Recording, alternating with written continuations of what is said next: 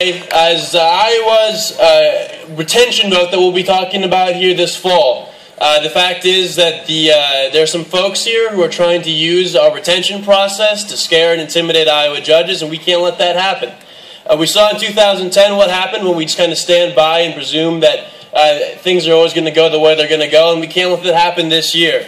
The reality is that in 2009, with the Varnum decision, the Iowa Supreme Court upheld the promise of the Iowa Constitution to protect Iowans, all Iowans, regardless of your sexual orientation and regardless of who you love.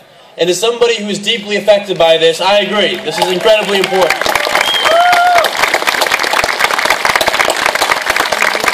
As the son of a lesbian couple, I saw firsthand what this meant. I remember that as this dark night in 2006 when my mom had to go to the emergency room.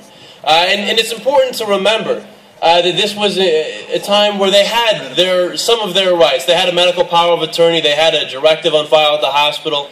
But because marriage was not yet legal, the hospital didn't believe, they didn't recognize the rights that my mom's already had. And so this is really a question about recognition. What kind of Iowans do we want to recognize, and what kind of people do we want to be? The fact is that a lot of folks from outside of the state are trying to tell us who we should recognize and who should be a good citizen and who should have certain rights and privileges. The reality is that in 2010, more than 90% of the money spent against our justices came from out of state. 90%, ladies and gentlemen. That's terrible. I think as Iowans, we know a little bit better than that, and we shouldn't let that money and that level of influence from the outside be a part of the election this year. Because the reality is that our courts need to be fair and balanced.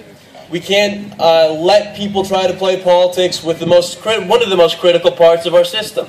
And this is what America was founded on, right? This radical idea of self-determination, self-governance. The idea that we can be the captains of our own fate. The rights are given from God, protected in the Constitution, and defended in the courts. And so we now have people trying to say, well, the court should only defend a certain kind of right for a certain kind of people, and we can't let that happen.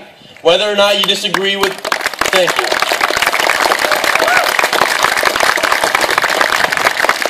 Whether or not you agree with the decision is really beside the point. It's really a question of what kind of state you want to live in, what kind of country you want to call home.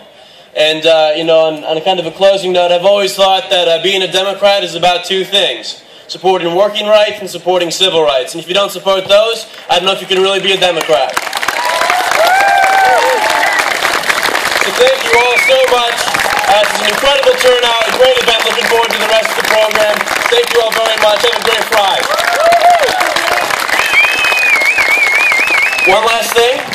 If you're still clapping, I would highly encourage you to visit yesinretention.com. Add your name to there's a sign right over there. Flip the ballot, vote yes, and lend your support, maybe a few dollars, and let's get this thing done. Thank you all so much.